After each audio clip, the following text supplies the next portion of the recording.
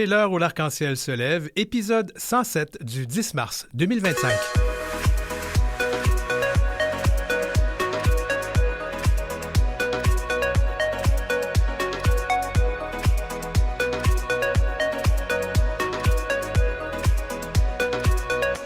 Au sommaire, un nouveau premier ministre canadien et une campagne électorale se préparent sur fond de guerre économique et de guerre culturelle, un grand défi pour les enjeux queer.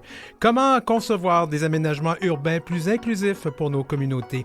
La doxypep, un traitement prophylactique des infections transmises sexuellement, ça marche vraiment? Et la Hongrie veut interdire la marche des fiertés à Budapest? Et on va parler de Grindr. Qu'est-ce que Grindr a fait de nous? Des hommes queer et nos sexualités.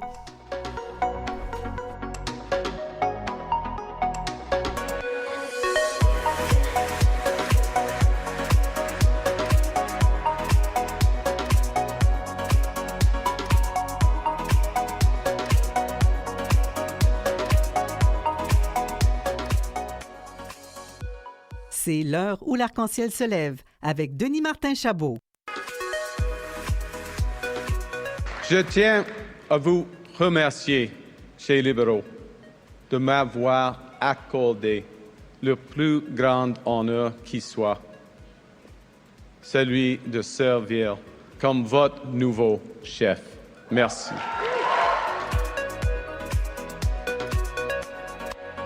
Politique fédérale et diversité avec Alexandre Duval. Eh oui, on retourne en politique fédérale aujourd'hui parce que hier, Mark Carney est devenu le nouveau chef du Parti libéral du Canada en remportant facilement la course pour succéder à Justin Trudeau. Il devrait d'ailleurs prendre la relève à titre de premier ministre du pays au cours des prochains jours. À quel défi Mark Carney sera-t-il confronté en matière d'enjeux queer, lui qui a un profil très économique et qui arrive en politique par la grande porte, mais sans expérience préalable? Et pour en discuter, donc, on reçoit Alexandre Duval, qui est enseignant en sciences politiques au Cégep Garneau à Québec. Allô, Alexandre, ça va bien? Salut, Denis Martin. Ça va bien? Oui, ça va bien. Alexandre, d'abord, on n'a pas entendu M. Carney aborder les enjeux queer hier lors de son discours de victoire. Non, pas du tout. Pas un mot là-dessus, Denis Martin. Là, un discours d'à peu près une trentaine de minutes. Je l'ai écouté en entier. Puis essentiellement, il nous a parlé d'économie. Il nous a parlé de l'importance de rester unis face aux tarifs douaniers que Donald Trump veut mettre en place, face aux velléités de Donald Trump aussi sur le territoire canadien. Mais je vous dirais que Mark Carney, il n'a pas le choix vraiment actuellement de se concentrer sur ces enjeux-là, sur ces menaces-là qui viennent des États-Unis. Hier soir, il a effleuré un petit peu là, les notions de valeurs canadiennes, de culture, de façon de vivre au Canada, mais vraiment à peine là. Donc, c'est pas surprenant qu'il ne soit pas rendu à parler d'enjeux queer dans son discours, d'autant plus qu'il n'a pas été question d'enjeux queer non plus durant la course à la direction du Parti libéral. Alors, c'était un peu écrit dans le ciel là, qu'il n'allait pas passer de temps là-dessus hier, parce que dans le contexte actuel, Denis Martin, ça aurait pu donner l'impression qu'il est un petit peu décalé par rapport aux enjeux économiques et politiques. Ça aurait pu nuire aussi à sa tentative là, de se distancer au moins en partie du bilan de Justin Trudeau pour essayer de donner un nouveau souffle à la marque libérale qui souffre un petit peu actuellement au Canada. Donc, Mark Carney, là, il faut comprendre dans quelle posture il se trouve actuellement. Il est en mission pour montrer qu'il prend la pleine mesure du défi qui l'attend. Il est en mission pour montrer que c'est le bon leader pour affronter Donald Trump, qui peut faire face au président américain, qui peut gérer l'incertitude, qui est capable de donner une direction au Canada dans ce conflit-là. Mais j'ai envie de dire que les enjeux queer pourraient très bien et très vite revenir dans le débat public, Denis Martin. Ah oui? Parce qu'il y aura prochainement des élections fédérales, on vient de le dire. On ne sait pas quand ce sera déclenché, mais j'ai envie de vous dire que ça va être très bientôt. Euh, et je vous dis ça parce que c'est loin d'être gagné pour Mark Carney face au Parti conservateur de Pierre Poilievre. Et il y a fort à parier que le Parti libéral va vouloir essayer de tirer profit de la situation actuelle avec les États-Unis en utilisant la frustration qui existe ici au Canada envers Donald Trump pour essayer de nuire à la crédibilité de Pierre Poilievre. Je m'explique. Il y a fort à parier que le Parti libéral va essayer de faire des parallèles entre Donald Trump et Pierre Poilievre pour essayer de décrire M. Poilievre un peu comme un émule de Donald Trump au Canada. Puis là-dessus, Ben, les déclarations passées et les déclarations récentes de M. Poilievre au sujet des personnes trans notamment, ça pourrait apporter de l'eau au moulin des libéraux. Oui, parce qu'en janvier dernier, Pierre Poilievre disait qu'effectivement, il ne connaissait que deux genres, le masculin et le féminin, et qu'un gouvernement Poilievre mettrait de côté les enjeux liés à l'identité sexuelle. Ouais, puis on va se rappeler, Denis Martin, que Pierre Poilievre a fait cette déclaration-là tout de suite après que Donald Trump ait signé un décret présidentiel pour confirmer que maintenant, aux États-Unis, on ne reconnaît que deux sexes à la naissance, le masculin et le féminin, puis les documents officiels, comme les passeports, ben, ne peuvent plus faire mention de l'identité de genre. Alors là, c'est peut-être une carte dans la manche du Parti libéral. C'est encore trop tôt pour savoir si Mark Carney va essayer d'exploiter ça pour nuire à l'image de M. Poilievre, mais c'est parce qu'il y a d'autres parallèles qui pourraient être faits aussi, Denis Martin. Entre autres, Donald Trump a signé un décret pour interdire la présence de filles et de femmes trans dans des compétitions sportives féminines. Ça fait pas très longtemps, il a fait ça tout de suite après être entré en poste à la Maison-Blanche. Mais Pierre Poilievre a déjà dit dans le passé que lui aussi, il était opposé à la présence de femmes trans dans le sport féminin. C'est d'ailleurs une position officielle du Parti conservateur qui a été adoptée dans un congrès. Autre parallèle, Donald Trump a signé un décret pour restreindre l'accès aux soins d'affirmation de genre aux États-Unis pour les mineurs. Mais Pierre Poilievre, il a déjà dit qu'il s'opposait aux bloqueurs de puberté pour les mineurs. Alors, vous voyez, quand on sait que les campagnes électorales, aujourd'hui, ça tourne beaucoup autour des chefs, autour de l'image des chefs. Quand on sait que les campagnes électorales, ça donne rarement lieu à des grands débats de fond, mais c'est plutôt de grandes opérations de communication politique là, pour séduire l'électorat, ben, Mark Carney, il a un axe de communication qu'il pourrait vouloir exploiter sur les enjeux queer. Est-ce que ça va devenir un vrai enjeu de campagne? C'est-à-dire, est-ce qu'on va en faire des promesses électorales? Est-ce qu'on va en faire des engagements? Est-ce que ça va se retrouver dans les plateformes des partis politiques? Il faudra voir qu'est-ce que les partis politiques sortiront. Mais sur le plan des communications, là, juste l'ajout, qu'est-ce qui va se dire pendant la campagne? Ça pourrait amener les différents partis politiques à essayer de se positionner sur les enjeux queer par rapport à Donald Trump pour tenter de peinturer leurs adversaires dans un coin. Donc, ça pourrait arriver à M. Poilievre. Puis, j'ai envie de vous dire que déjà hier soir, quand Mark Carney a gagné la course à la direction, on a eu un aperçu de ça parce qu'il y a une militante libérale qui a un enfant non-binaire qui s'est confiée à Radio-Canada en disant qu'elle avait peur de Pierre Poilievre parce que selon elle, Pierre Poilievre est trop aligné sur Donald Trump. Alors, si ça se retrouve dans les médias aujourd'hui, vous vous doutez bien que le Parti libéral du Canada est très au courant que c'est un axe de communication qui pourrait être payant. Mais c'est pas un couteau à double tranchant, ça, pour Mark Carney, de s'aventurer sur cet axe de communication?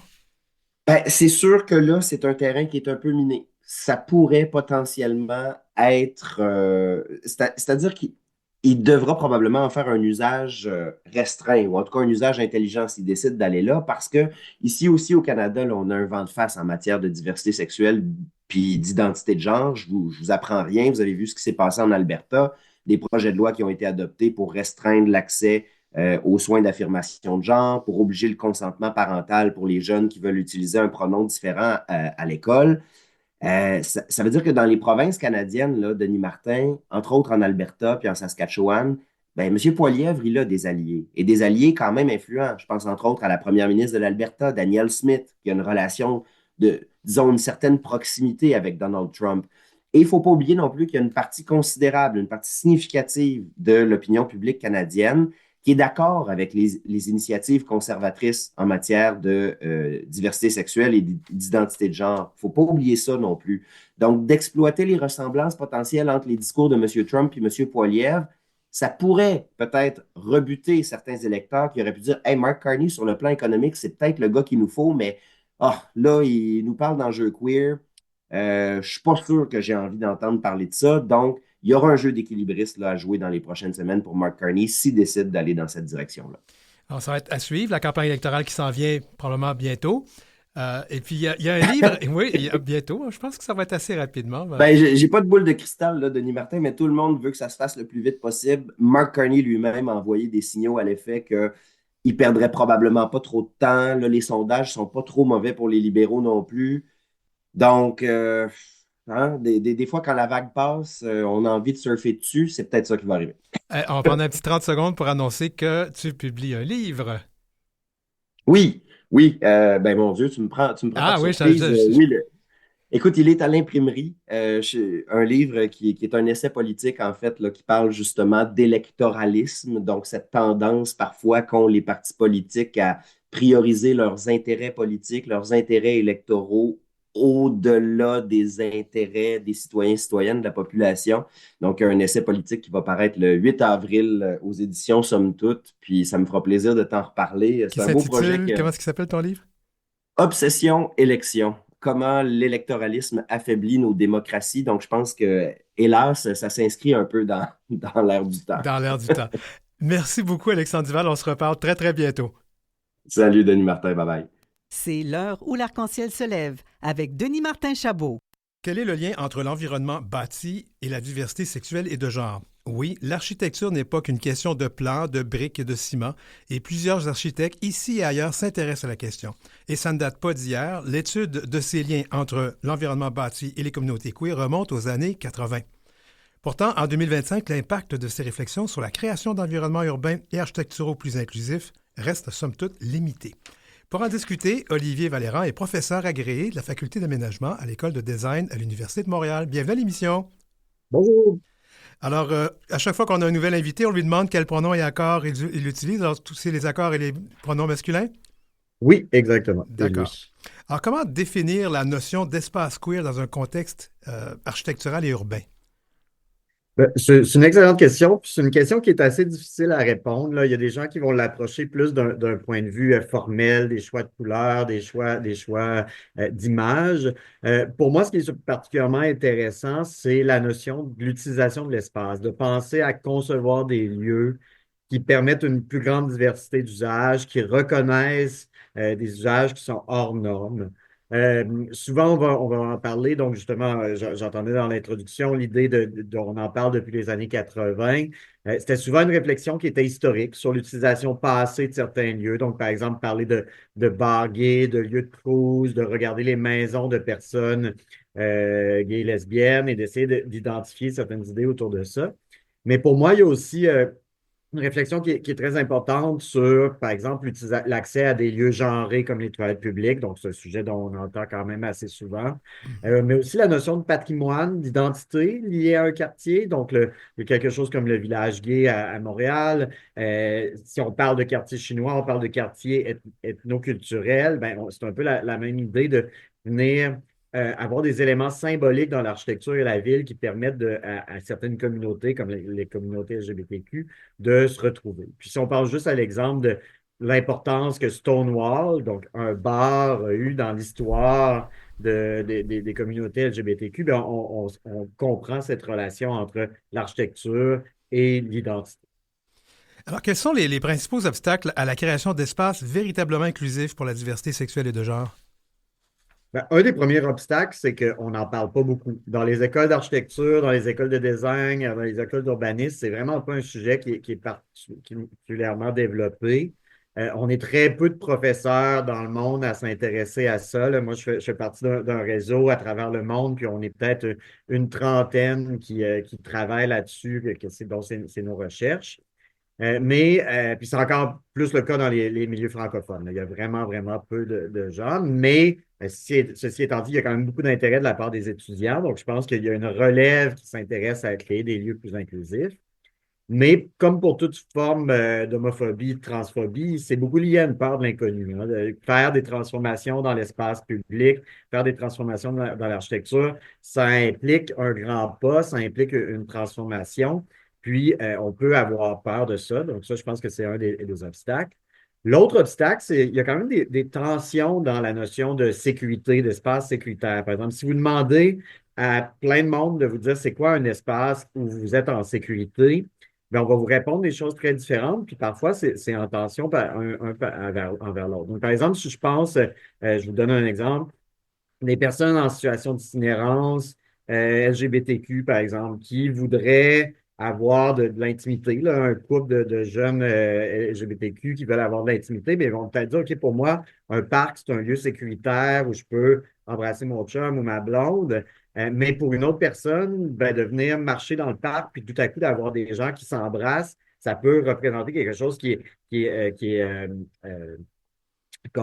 qui peut, Oui, qui fait peur oui, dans cette c'est sûr. notion-là. Même chose autour des toilettes publiques, Oui. de dire, ben OK, j'ai des toilettes non genrées, ben c'est plus sécuritaire pour certaines personnes, mais pour d'autres, par exemple, une mère va pouvoir dire, ah, ben, je veux pas que mes enfants se retrouvent avec toutes sortes d'autres personnes. Donc, c'est toujours cette notion de gérer les besoins différents de différentes personnes qui crée, entre autres, un de ces obstacles-là.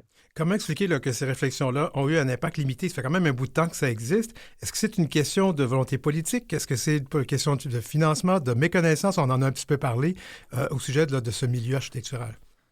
Ben, c'est ça. Une des raisons, je pense, c'est qu'il y a peu de monde, même si on dit que ça fait plusieurs décennies qu'on en parle, il y a quand même peu de monde qui en parle.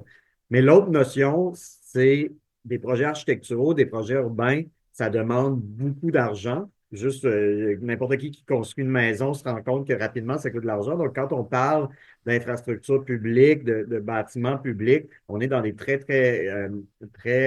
gros moyens. C'est des projets qui prennent du temps. Donc, ça peut être difficile, mais ce n'est pas impossible de prendre des risques, d'explorer des solutions innovantes, d'explorer des choses qu'on n'a pas faites avant.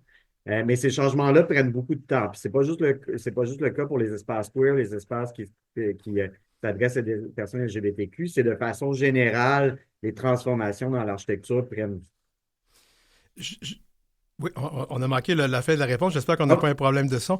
Juste pour conclure, est-ce qu'on a des exemples de projets réussis qui incarnent les principes d'inclusivité?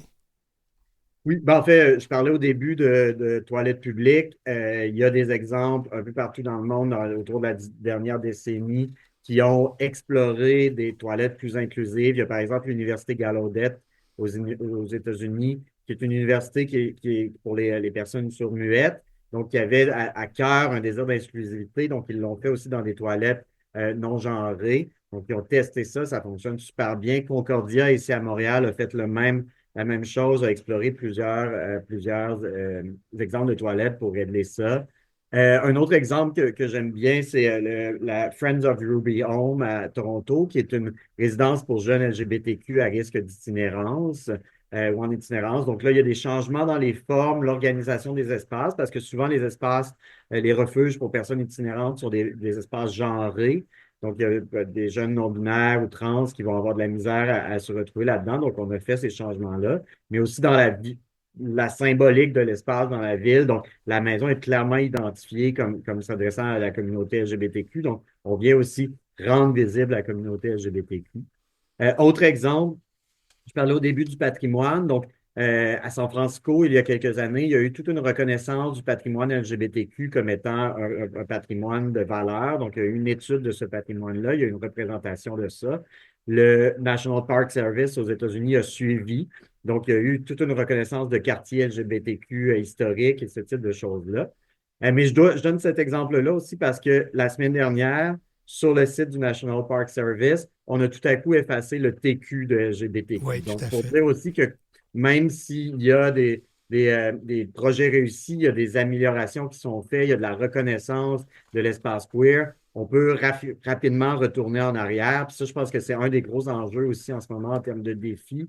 C'est si la société en général a peut-être des reculs, ben, qu'est-ce que ça va faire sur les espaces queer qui, déjà, dans des conditions où la société est plus ouverte, c'est difficile d'amener cette inclusivité-là dans l'espace. Quand on a une société qui a des reculs ou qui est un peu plus oppressante à certains moments, ben, ça va être encore plus difficile de voir ce type de choses. On aura certainement l'occasion d'en reparler. Merci beaucoup à nouveau, Olivier Vallerand. Merci pour l'invitation. Aux petits soins, notre chronique santé.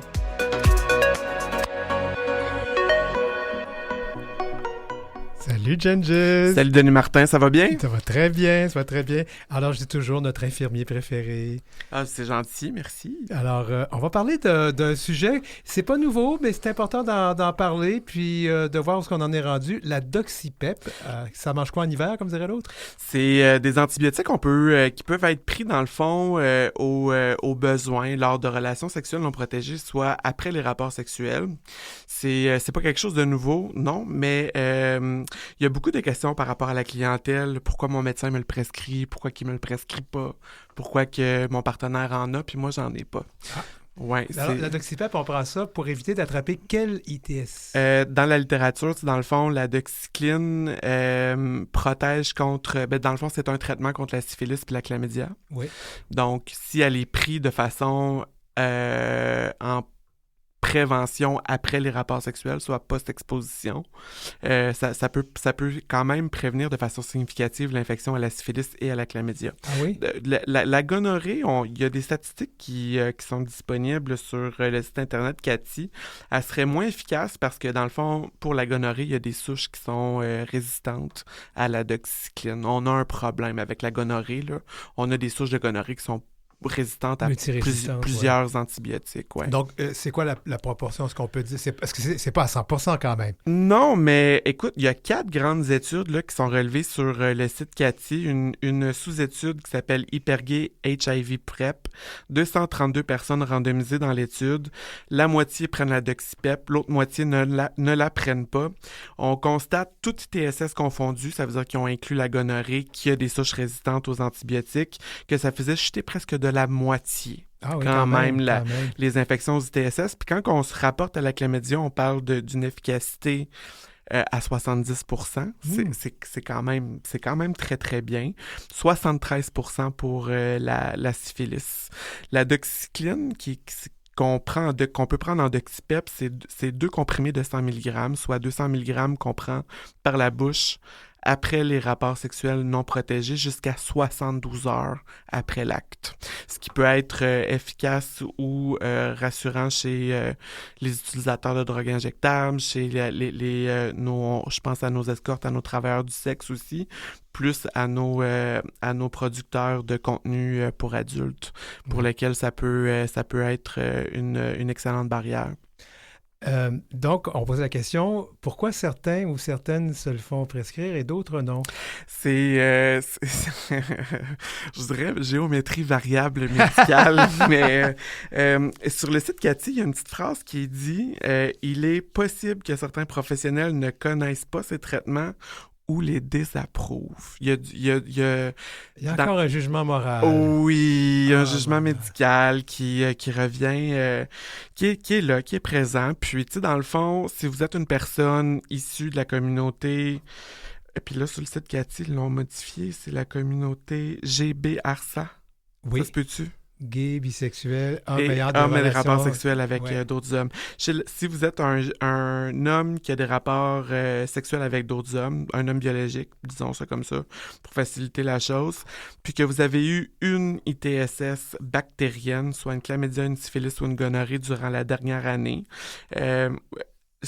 Santé Canada n'a pas émis d'indication, mais la British Columbia Centre Disease Control en Colombie-Britannique ont émis une ligne directrice par rapport là-dessus. Il y a un énoncé, en fait, c'est pas une ligne directrice, c'est un énoncé qui dit que un homme qui a des rapports sexuels avec d'autres hommes, qui a contracté une TSS bactérienne au cours de la dernière année, peut se faire prescrire la doxyPEP. Quand on se rapporte un peu, j'étais allé faire le tour des sites internet de toutes les cliniques médicales LGBT du centre-ville. Il y a une clinique qui dit la doxyPEP peut être envisagée peut-être en usage non approuvé. Ça veut dire que, dans le fond, c'est selon le gros bon sens du clinicien qui le prescrit. T'sais. Je me souviens d'une clinique dans laquelle j'ai travaillé. J'avais un patient que je voyais à tous les mois. À tous les mois, il était positif à une gonorrhée, une chlamydia ou une syphilis. Là, il y avait accès à moi, mettons un infirmier avec son équipe médicale, mais un patient qui n'a pas accès au condom ou qui veut pas en porter ou qui prend trop de drogue ou puis qui peut pas... qui n'a pas ses facultés mentales pour se protéger autrement, je pense que ça devient une bonne solution de rechange dans le sens où, Denis Martin, il y a peut-être un jugement moral là-dessus, mais on est 8,5 milliards d'individus sur la planète, puis c'est pas parce que les gens se protègent. Hein. Là, on est surpeuplé parce que les gens se protègent pas. Donc, que ce soit la communauté gay ou la communauté hétéro, ça se protège pas plus. Je me de te reprendre parce que je me rappelle le nom ne me revient pas, mais d'une docteure qui était en santé publique puis qui me disait quelqu'un qui prend la PrEP, la prophylaxie pré-exposition là, contre le VIH, se protège. Et quelqu'un qui prend la doxypep se protège. C'est une stratégie, du moins. Ben, c'est une barrière chimique. Ouais. C'est une forme de protection chimique. Dans le fond, moi, le condom, je le vois comme une forme de protection physique. Ouais. Puis là où qui manque beaucoup d'éducation par rapport au condom, c'est les types de lubrifiants que les gens vont utiliser. T'sais, à court de lubrifiants, la margarine, l'huile d'olive, la vaseline, tout ce qu'on peut retrouver un peu dans notre frigidaire ou dans notre pharmacie sont des dissolvants à latex. Oh. Fait que le condom va péter. Fait que tu sais, ce qui revient beaucoup dans le discours, c'est j'ai beau mettre un condom, mais le condom pète tout le temps. Oui, mais il pète parce que c'est pas parce que c'est parce que les mauvais lubrifiants, les mauvais outils sont utilisés, tu sais. Alors que le beurre, c'est pas toujours très bon. La margarine, non, on commence pas. Non, mais si vous voulez faire un essai à la maison pour l'expliquer à des plus jeunes que vous, si vous prenez un condom, vous le soufflez comme une balloune, prenez de la vaseline, de l'huile à bébé ou toute autre chose très glissante qu'on peut trouver dans notre pharmacie ou dans notre armoire à cuisine, l'huile d'olive aussi, puis qu'on en met sur le condom, puis qu'on frotte sur un condom qui est gonflé comme un ballon, le condom éclate en quelques dizaines de secondes. Okay. Donc, la doxypep, c'est un bon outil, c'est une bonne stratégie? Oui, là, c'est sûr que quand on regarde les études, tu sais, là, on parlait de 70% pour la chlamydia, 73% pour la syphilis. D'autres études plus poussées avec plus de participants font même état de 87% de protection contre la syphilis, 88% de protection contre la chlamydia. Une autre étude d'Oxyvac, 79% contre la syphilis, 89% contre la chlamydia. C'est sûr qu'on est dans une ère où on essaie d'alléger les professionnels de la santé, les raisons de consultation. Tu sais, moi, je pense que ce genre de stratégie-là les pharmaciens devraient être capables de le prescrire. C'est où ça peut littéralement éliminer des consultations médicales. Il y a eu une étude chez des femmes au Kenya. L'étude s'est révélée peu concluante. C'est vraiment dommage pour la population hétérosexuelle. Ils pensent que les femmes n'ont pas bien pris leur traitement post-relation sexuelle ou autre. Peut-être qu'il y avait moins d'incidence TSS dans la région. J'ai pas eu accès aux détails du pourquoi que l'étude était moins concluante chez les femmes. C'est sûr qu'il faut qu'on se rappelle que, dans le fond, en ce moment, on l'utilise. Il y a des médecins qui sont moins... oui, il y a un jugement de valeur morale, mais reste qu'il y a quand même deux choses. En ce moment, on est chanceux parce qu'on n'a pas de résistance connue à la doxycline chez la syphilis et la chlamydia. Pour le moment, fait que ça va bien. Puis, une surutilisation de doxycline peut affecter le microbiote sain de notre digestion. Gengis Grenier, merci beaucoup. À la prochaine. Et nous, en deuxième partie, on va parler d'un autre géant des États-Unis de la technologie. On va parler de Grindr, comment ça a changé nos vies. Et on va parler aussi du premier ministre hongrois qui continue sa guerre contre les communautés de la diversité sexuelle et de genre.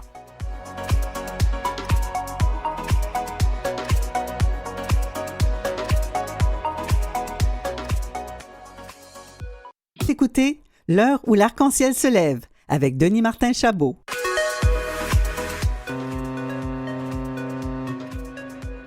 Transatlant Queer, des nouvelles d'outre-mer. Allô Christophe Gérard, à Paris, comment ça va? Ça va bien, merci, et toi? Oui, ça va bien. On va commencer la chronique. On va parler une nouvelle fois de Viktor Orban. Eh oui, une nouvelle fois avec une nouvelle qui inquiète en Europe, hein, puisque la Hongrie et Viktor Orban veut interdire la marche des fiertés à Budapest, qui est prévue le 28 juin prochain. Une annonce qui, certes, est inquiétante, mais finalement n'est pas une surprise. Comme tu le disais en annonce, il est habitué des faits. C'est un abonné à nos communautés, ou du moins à la haine de nos communautés. Alors, qu'est-ce qu'on peut dire de plus là, sur cette nouvelle?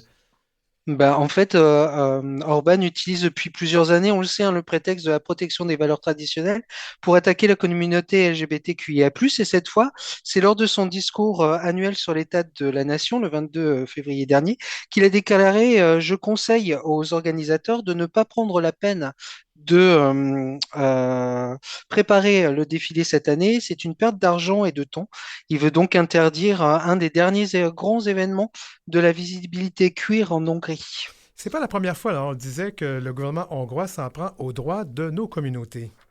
Oui, son but, hein, il est clair, c'est réduire justement les droits de nos communautés. Ce qu'il faut savoir, c'est que ce qu'on appelle la Budapest Pride existe depuis 2000, depuis maintenant 1997 et elle attire chaque année des milliers de personnes, hein. Donc, compte tenu de la situation, cette marche, c'est pas seulement un défilé festif, c'est un véritable acte de résistance dans un contexte de répression croissante, une communauté que le gouvernement d'Orban veut réduire au silence grâce à des lois de plus en plus restrictives. Et c'est quoi l'argument d'Orban cette fois-ci là, pour justifier l'interdiction? Bah, c'est toujours les mêmes, hein. Ils parlent de protéger les mineurs et de défendre les valeurs traditionnelles, allant jusqu'à qualifier la marche des fiertés de propagande nuisible. Mais derrière cette répression, et selon les opposants d'Orban, se cache une stratégie politique qui est évidente, à savoir satisfaire l'électorat conservateur pour détourner l'attention des graves difficultés économiques de la Hongrie. À noter que les prochaines élections législatives auront lieu en avril 2026, pardon. C'est donc une manœuvre politique, hein, en plus d'une atteinte aux libertés fondamentales, une tentative d'interdiction qui s'inscrit dans un cadre plus large, puisque on le sait, il a déjà mis en place des lois interdisant notamment la promotion de l'homosexualité auprès des mineurs, largement inspiré des lois en vigueur en Russie, la Russie de Poutine. Il a également interdit la reconnaissance légale des personnes transgenres et il empêche également l'adoption par des couples de même sexe. Donc l'interdiction de la Budapest Pride, ça s'inscrit dans une logique de répression accrue de la communauté LGBTQIA+ en Hongrie. Mais est-ce que cette marche sera réellement interdite? C'est difficile à le dire, hein, puisque la seule chose qu'on puisse dire pour l'instant, c'est que Victoria Radvani, qui est la présidente de la Budapest Pride, a assuré au magazine Tétu que la marche aurait bien lieu. Elle a déclaré que qu'on soit 100 ou 35 000, on marchera évidemment le 28 juin. Nous utiliserons pour cela toutes les voies légales. Selon elle, la marche des fiertés est protégée par la Constitution, par les libertés d'expression et de se rassembler, et elle estime qu'une interdiction de la Pride signifierait que la Hongrie n'est plus véritablement une démocratie. Elle ajoute, nous battons pardon, pas seulement pour la communauté LGBTQIA+, mais aussi pour le droit de tous les Hongrois à pouvoir manifester. Et on peut parler donc d'une attaque systématique contre les droits de nos communautés. Et du côté international, est-ce qu'il y a eu des réactions à cette nouvelle? Oui, assez récemment, hein, puisque plusieurs personnalités politiques et parlementaires européens ont réagi en signant une tribune de soutien à la Budapest Pride. Ce sont plus de 150 personnes pour l'instant qui ont dénoncé cette atteinte aux libertés fondamentales. Elles appellent l'Union européenne à agir, même si pour l'instant, il faut bien le dire, Bruxelles reste assez frileux et prudente. Ce qui est sûr, en tout cas, c'est qu'avec de telles annonces, la Hongrie s'éloigne de plus en plus des valeurs de l'Union européenne. Bon, si la Hongrie persiste dans cette voie, qu'est-ce qui pourrait se passer? Bah, l'Union européenne pourrait prendre des mesures et des sanctions, y compris des sanctions financières, mais finalement Orban joue sur l'ambiguïté et il sait que l'Union européenne est divisée sur les questions cuir et il se sent pousser des ailes, il faut bien le dire aussi depuis l'élection de Trump. Cette volonté d'interdiction envoie un message en tout cas terrible pour la communauté LGBTQIA+ en Hongrie qui se sent de plus en plus isolée. Bon, on va continuer notre voyage à travers l'Europe avec un discours particulièrement touchant prononcé par une élue espagnole sur l'acharnement contre les personnes trans. Oui, hein, le 21 février dernier, Carla Antonelli, qui est la première femme transgenre élue députée régionale en Espagne, a prononcé un discours très poignant à l'Assemblée de Madrid. Elle réagissait en fait à une tentative du parti d'extrême droite Vox de supprimer une loi protégeant les personnes transgenres. Et qu'a-t-elle dit donc dans son discours? Elle a dénoncé l'obsession de certains à questionner l'existence et l'identité des personnes trans. Elle a déclaré notamment, hein, tout le monde veut savoir si nous sommes trans ou non, ce que nous sommes ou ce que nous sommes pas, si nous avons des orgasmes, si nous sommes heureux, si nous nous sommes fait opérer, si nous nous mutilons. Alors son discours a fait le tour des réseaux sociaux et c'est devenu un symbole de la lutte pour les droits des personnes trans, particulièrement remis en cause, on le sait, hein, depuis quelque temps. Un moment fort, donc. Qu'est-ce qu'on peut dire justement de Carla Antonelli? C'est une figure historique de la lutte pour les droits des personnes trans en Espagne. Elle est née en 1959 à Tenerife et avant de se lancer en politique, elle a eu une carrière d'actrice en s'illustrant notamment dans plusieurs séries télé. Et en 2011, elle est devenue la première femme trans à siéger dans une législature en Espagne sous les couleurs du Parti socialiste ouvrier espagnol.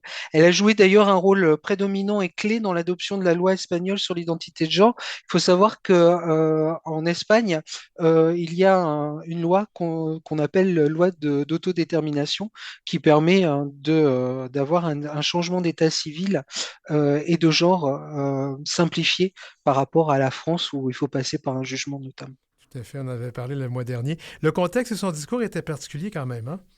Oui, tout à fait. Alors, ce qu'il faut savoir, et c'est assez intéressant pour un pays à la base catholique, c'est qu'entre 2012 et 2022, l'Espagne a adopté 19 lois régionales pour protéger les droits des personnes LGBTQIA+, dont 7 lois spécifiquement pour la communauté trans. Mais des partis d'extrême droite, comme Vox, cherchent à revenir sur ces avancées. C'est ce qui a motivé l'intervention de Carla Antonelli. Donc, elle a lancé un message fort en faveur des droits des personnes trans avec une phrase qui a marqué l'intention puisqu'elle a dit laissez-nous tranquilles pour l'amour de Dieu et que ce soit clair, nous ne retournerons pas dans l'ombre. Un appel vibrant à la dignité, à la reconnaissance des droits des personnes trans, un message puissant, faut le dire, porté par son courage et son engagement et qui prend tout son sens dans le contexte mondial actuel. On peut rester dans le contexte mondial actuel, mais on va parler peut-être de quelque chose qui se passe en France. On se rappellera de Thomas Joly, qui était le directeur artistique des Jeux olympiques de Paris, qui a subi là, des attaques de cyberharceleurs. Un procès qui a eu lieu la semaine dernière. Peux-tu nous dire ce qui s'est passé? Donc, revenons sur les faits de juillet dernier. Ouais, donc en juillet dernier, la cérémonie d'ouverture des JO a déclenché une vague de haine via les réseaux sociaux, notamment en raison d'un tableau artistique qui mettait en scène des drag queens. Alors les messages haineux, parfois violents et homophobes, ont conduit Thomas Joly à porter plainte et le procès des 7 prévenus accusés de cyberharcèlement a eu lieu le 5 mars dernier. Et de quel profil avaient ces prévenus, justement? Des profils assez divers, puisqu'ils sont âgés entre de 22 à 79 ans, donc toutes les tranches d'âge. Par contre, il y avait un point commun, c'est l'expression impulsive, on va dire, de haine sur les réseaux sociaux. Et parmi eux, un ancien candidat du parti Reconquête d'Éric Zemmour, qui a tenté de justifier ses propos par une soi-disant atteinte à la religion catholique. Et quelles peines ont été requises? Alors, le parquet a requis des peines qui vont de 3 mois à 8 mois de prison avec sursis et des stages de citoyenneté. L'objectif est de rappeler que la liberté d'expression a des limites, surtout quand il s'agit de discours haineux en ligne. Oui, ici au Québec, il y a un groupe qui s'était formé pour dire que la liberté d'expression n'égalait pas la liberté d'oppression. C'est quand même quelque chose. Mais vous, en France, vous avez une loi qui n'existait pas ici, c'est-à-dire une loi contre ces expressions de haine dans la cyber-intimidation, ce qui n'existe pas encore au Canada. Oui, et qui est de plus en plus utilisé, et notamment avec des associations dont Stop Homophobie, dont je parle assez régulièrement, ou Mousse, qui portent plainte pour tout ce qui est propos haineux en ligne notamment. Donc, c'est un bon rappel de la responsabilité en ligne, mais c'est pas tout. On va parler d'une belle histoire pour conclure. J'aime bien ça que tous mes chroniqueurs prennent la peine de me trouver une belle histoire pour conclure nos chroniques. Alors, on va parler de solidarité en Espagne après un meurtre homophobe à La Corogne. Oui, alors le début de l'histoire, malheureusement, n'est pas aussi heureux que la fin. Ce qu'il faut savoir, et j'en avais parlé ici, puisque le procès a eu lieu en janvier, en juillet 2021, Samuel Lewis, pardon, a été tué dans les rues de la Corogne, en Espagne, en raison de son orientation sexuelle. Mais 2 migrants sénégalais, qui s'appellent Ibrahima Diak et Magatte Ndiaye, ont réagi immédiatement et ont tenté de lui porter secours, malheureusement en vain. Un geste de solidarité qui a été salué par les autorités locales, puisque la ville de La Corogne les a fait fils adoptifs. Donc c'est un peu citoyen d'honneur pour La Corogne. C'est une distinction honorifique. Un acte héroïque, je devrais dire, malgré la modestie de ces deux hommes qui ont agi sans chercher de reconnaissance. Oui, pour eux, hein, d'après leur déclaration, ils ont dit qu'en fait, ils avaient fait leur devoir, hein. Donc, ils ont incarné les valeurs de solidarité et de résistance à la violence. Et leur geste a été un modèle de courage et d'humanité. Il a marqué un tournant dans la lutte contre l'homophobie en Espagne. C'est un vrai pied de nez, hein, pour tous ceux qui associent souvent migrants et délinquance et crimes en tout genre. On voit que la solidarité existe, quelle que soit la nationalité et les origines des personnes. Il nous reste un petit peu de temps, Christophe. Je sais qu'en France, il y a beaucoup de ces discours d'extrême droite là, qui existent ici au Canada et aux États-Unis. Comment les gens réagissent vis-à-vis de ce qui se passe avec Donald Trump et les communautés queer chez vous? Bah, c'est assez varié. Alors, sur les réseaux sociaux, notamment, hein, on le voit, il y a énormément de commentaires haineux, hein, j'en parlais. Donc, ils se lâchent, notamment sur Facebook, hein, puisque maintenant, il n'y a plus de modération du tout des propos. Par contre, ce qui est intéressant, et ça, j'ai remarqué ça depuis ben, l'élection de Trump, alors, je ne sais pas si c'est un hasard ou pas, il y a beaucoup plus de personnes qui prennent la parole face à ces discours haineux et prêche la bonne parole pour nos communautés. C'est assez intéressant parce qu'on se rend compte que les haters n'ont pas l'habitude d'être repris sur les réseaux et ils se sentent un peu perdus. Moi, j'avoue que ça m'amuse un peu. Ah oui, oui, ben, c'est la même chose ici. Au Canada, il y a quand même beaucoup de campagnes de boycott. Je vais en parler éventuellement à l'émission. Les gens de nos communautés, maintenant, annulent ou refusent de se rendre aux États-Unis en vacances. Est-ce qu'on voit la même chose en France ou en Europe? Alors, c'est assez récent. Je sais que vous avez boycotté pas mal de produits américains, Ben, nous notamment livre dans une les guerre commerciale, supermarchés. évidemment, ça fait qu'on n'a pas bien le choix. Voilà. Alors, sur les voyages en eux-mêmes, pour l'instant, j'ai pas remarqué ou lu beaucoup d'informations là-dessus. Par contre, et ça, c'est assez récent, puisqu'ils en ont parlé ce matin hein, sur les chaînes info, il y a 2 Français sur 3 qui se disent prêts à boycotter les produits américains, compte tenu de tout ce qui se passe et du discours et des discours haineux de Trump, Musk et toute la clique. Mais en tout cas, tout ça, c'est bien intéressant. Nous, on se reparle le mois prochain, Christophe. Merci beaucoup. Mais je t'en prie, je te souhaite une bonne soirée. À très Merci. bientôt. Au revoir. C'est l'heure où l'arc-en-ciel se lève avec Denis Martin Chabot. Une enquête à la fois intime et collective qui explore les conséquences sur la communauté gay de l'utilisation massive depuis 15 ans de l'application de rencontres sexuelles Grindr, ou Grindr, dépendant d'où on est, de quel côté de l'Atlantique qu'on est. Aussi populaire donc que controversé. Le journaliste Thibault Lambert vient de publier chez JC Lattès un livre qui s'appelle Ce que Grindr nous a fait de nous. Bienvenue à l'émission. Merci, merci, bonjour à tous. Oui, alors on a cette tradition ici, à l'heure où l'arc-en-ciel se lève, de demander aux gens quels pronoms et quels accords ils utilisent, surtout quand c'est la première fois qu'on fait une entrevue avec eux. Le pronom il, C'est voilà, bon. tout simplement. D'accord. Alors, qu'est-ce qui t'a poussé à écrire ce que Grindr a fait de nous? Alors, ce qui m'a poussé à écrire ce livre, c'est que le constat déjà très personnel, arrivé à l'âge de 26-27 ans, que Grindr avait été finalement le fil rouge de toute ma vie sexuelle et affective durant ma vingtaine, et que c'était pas juste une application comme ça, j'étais un peu entré en homosexualité par elle, ce qui en fait constitue une nouveauté, quoi. C'est-à-dire que moi, je suis un peu le témoin de cette première génération. Je l'ai installée quand j'avais 17 ans, en 2012. Donc voilà, je suis vraiment le témoin de cette génération qui est vraiment entrée en homosexualité, qui a commencé sa vie avec les applis et cette appli massive, hégémonique, qui est Grindr, voilà, je le dis à la française, moi. Mais en tout cas, voilà. Et ce que je voulais faire, c'était raconter l'usure de Grindr, quelque chose que beaucoup de gens ressentent, mais dont on parlait finalement assez peu. Enfin, en tout cas, je vois ici en France, il n'y avait aucun livre dessus. Et voilà, moi, je voulais raconter qu'à partir de 25 ans, je commençais à me lasser de ces rencontres, que aussi cette application avait eu, je pense, un impact sur moi, sur ma manière d'appréhender les rencontres, de voir la sexualité, du rapport que j'entretenais avec les hommes, qui était un rapport fait à la fois de désir, mais aussi de beaucoup d'adversité, de mise en concurrence.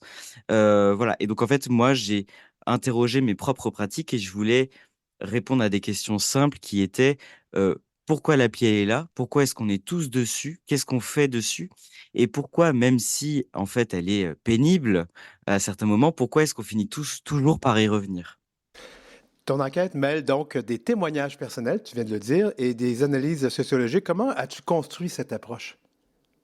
Alors moi, déjà, je pense que l'approche personnelle, c'est-à-dire mon expérience qui sert un peu de fil rouge à l'ouvrage, je pense que c'était important parce que déjà, ça permettait c'était une démarche un peu de sincérité, c'est-à-dire pour montrer que je suis pas neutre, que je suis vraiment impliqué dans l'histoire que je raconte, que mon histoire personnelle, elle sert aussi de matière à réflexion, en fait, finalement, voilà, que j'ai vécu comme les bons côtés de Grindr, comme les plus mauvais.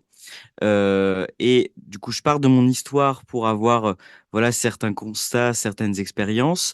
J'ai interrogé d'autres utilisateurs pour en fait montrer qu'il y a, même s'il y a des expériences communes de Grindr, il y a aussi une pluralité de parcours, quoi.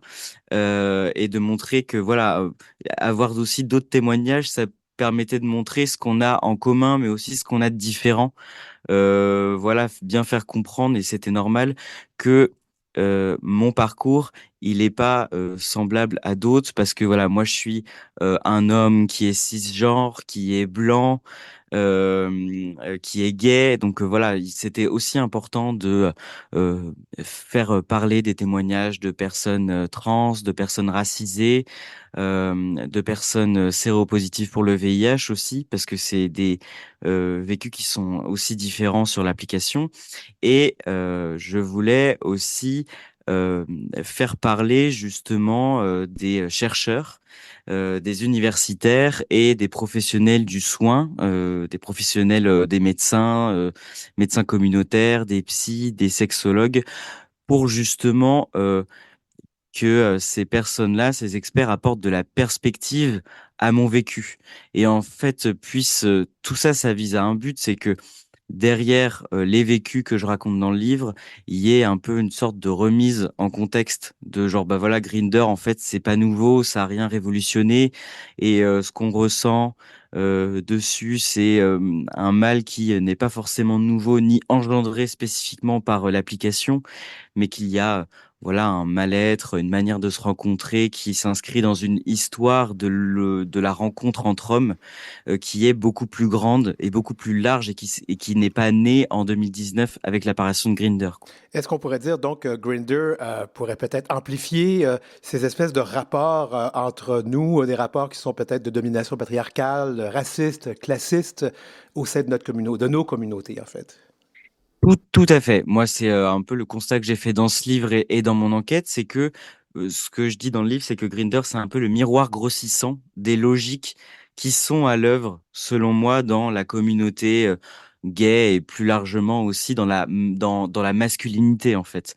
C'est-à-dire, ne serait-ce que voilà la mise en concurrence des corps, le fait que si on a certains attributs qui se rapprochent de la masculinité, de la virilité qui est vraiment valorisée, exacerbée, enfin mise en avant dans nos sociétés occidentales, eh ben on bénéficie d'un certain pouvoir sur l'application par rapport à d'autres.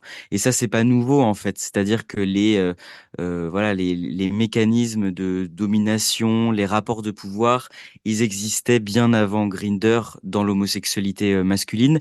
Sauf que il nous saute en pleine figure sur Grindr. Pourquoi? Parce que Grindr, c'est un espace où déjà on n'a jamais été aussi nombreuses sur une seule interface. C'est-à-dire qu'il y a quand même 13 millions et demi d'utilisateurs qui se connectent chaque mois sur Grindr. Ça n'était jamais arrivé avant. Il y a vraiment cette plateforme mondiale. Et il y a aussi le fait que comme tout le monde a des recherches et essaie de faire le tri en fait dans les recherches, euh, ce qu'a généré Grindr, c'est en fait une explicitation des critères. C'est-à-dire que le langage est très important. Il faut détailler tout ce qu'on cherche de manière très crue, de manière voilà, en se débarrassant de politesse. C'est ce qui fait que ce langage décomplexé finalement, presque, on va dire politiquement incorrect, fait que finalement la, la, la, les violences, les rapports de pouvoir, ils éclatent au grand jour. Rapidement, est-ce que, au-delà de ces violences que les personnes vivent en raison de leur identité, peut-être qui ne font pas dans le critère de masculinité là, désiré, etc., au-delà de ces violences-là, qui sont quand même assez importantes, il y a aussi des violences sexuelles, des violences physiques. Est-ce que c'est quelque chose que on voit chez Grindr, est-ce que Grindr a exacerbé ces violences-là aussi? Alors ça, c'est une question qui est très difficile, mais pourtant cruciale, la question des violences sexuelles, parce que je pense qu'on est encore à une période où on commence à peine à évoquer les contours de la question de Grindr et du consentement. C'est-à-dire que il y a une question que je pose en creux dans le livre, et je pense que c'est un appel à une réflexion beaucoup plus grande, c'est est-ce qu'on a toujours consenti à tout dans nos rencontres Grindr et dans les plans dans les rencontres, dans les hookups qu'on faisait avec les gens.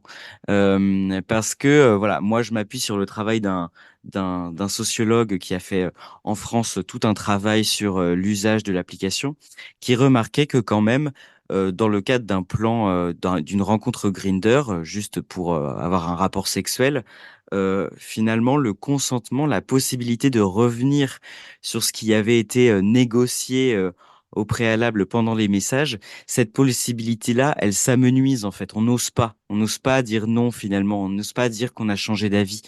Et aussi, il y a aussi pendant le rapport, euh, parfois il peut y avoir des pratiques qui surviennent, qui n'ont pas été en fait négociées en amont. Est-ce que comme ça fait partie du script, est-ce que si ça ne fait pas partie du script, on peut considérer ça comme quelque chose de non consenti? Voilà, et ça, c'est une question. Et il y a aussi la question des plus jeunes qui arrivent sur l'application de rencontre. Les plus jeunes, on le sait, et on commence à le savoir, ils ont peu d'expérience. Quand ils ont 17, 18, 19 ans, ils arrivent sur l'application, ils sont beaucoup sollicités, notamment par des plus vieux, des plus de 35 ans, qui, eux, ont une expérience sexuelle. Donc voilà, il y a aussi... mais ça, c'est pas nouveau, encore une fois, mais et ça éclate vraiment au grand jour sur Grindr, c'est-à-dire qu'il y a une asymétrie d'expérience qui fait que je pense que les plus jeunes sont plus exposés à une forme de violence possible, de violence sexuelle, sauf que et c'est pas nouveau, je pense, en fait, cette socialisation par la sexualité, c'était quelque chose qui a toujours été très présent chez les hommes gays, mais en fait, du coup, comme ça a toujours été très présent, on n'a pas vraiment remis cette pratique-là, ces phénomènes-là en question. Et je pense que là, Grindr est une invitation à peut-être essayer de se poser la question parce que voilà, il y a eu le MeToo, il y a eu un MeToo dans plein de domaines. Il y a eu un MeToo gay en France qui a explosé aux alentours de 2021. Et en fait, finalement, les témoignages autour de Grindr revenaient pas beaucoup, comme si finalement les personnes qui avaient été victimes de violences sexuelles à travers des rencontres Grindr se sentaient peut-être pas forcément légitimes à parler ou se considéraient pas forcément comme des victimes en tant que telles. Wow. Alors, ce livre s'appelle Ce que Grindr ou Grindr a fait de nous. C'est publié chez JC Lattès en France. Je pense que ça va être éventuellement disponible ici au Canada. Et Thibault Lambert, journaliste, merci d'avoir été avec nous. Alors, juste pour expliciter, le livre sera disponible à compter du 31 mars. J'ai vérifié sur les grandes librairies ici à Montréal, au Québec. Donc, le livre Ce que Grindr a fait de nous, ce que Grindr a fait de nous, selon qu'on est français ou canadien ou québécois. Donc, une enquête dans laquelle l'auteur s'interroge sur les paradoxes de l'application de rencontres pour hommes gays, bisexuels et queer. Puisqu'on parle de Grindr, puisqu'on parle d'une application des États-Unis, bientôt à l'émission, nous allons faire une discussion, nous allons entreprendre une discussion sur tous ces boycotts qui se sont organisés depuis l'élection de Donald Trump et depuis ses décisions aussi d'imposer des droits tarifaires sur à peu près tout ce qu'on produit et aussi sur ces nombreux décrets anti-queer.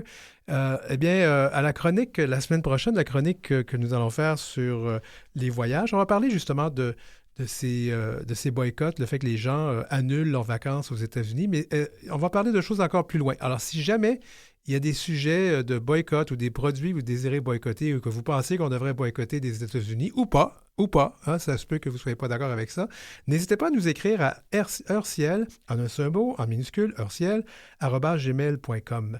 Et puis, nous, on continue.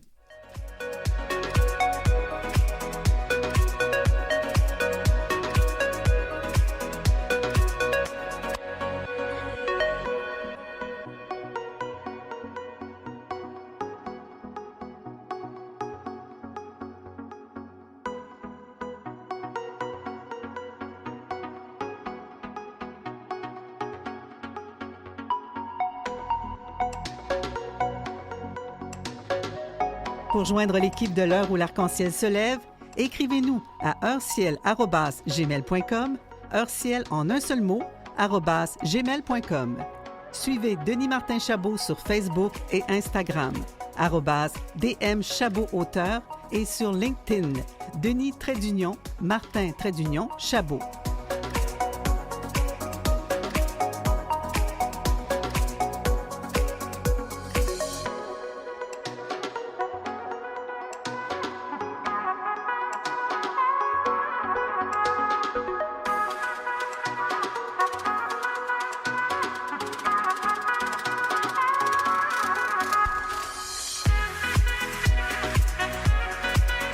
La semaine prochaine, nous allons parler d'une étude qui va sortir très bientôt chez Interligne qui démontre les grands problèmes de santé mentale qu'on retrouve chez les personnes des communautés de LGBTQIA+. Alors, ça sera le premier sujet d'entrevue la semaine prochaine. D'ici là, c'était l'heure où l'arc-en-ciel se lève, épisode 107 du 10 mars 2025. Merci à toute l'équipe, Godéric Trobe et Marie Massé à la recherche. Merci à l'équipe de Canalem, Maurice Bolduc à la mise en onde, Jean-Sébastien Laliberté, notre chef de diffusion, Philippe Lapointe, directeur d'antenne, et Marjorie Théodore, présidente et directrice générale de Vues et Voix de Canalem. Je m'appelle Denis Martin Chabot. Merci d'être là.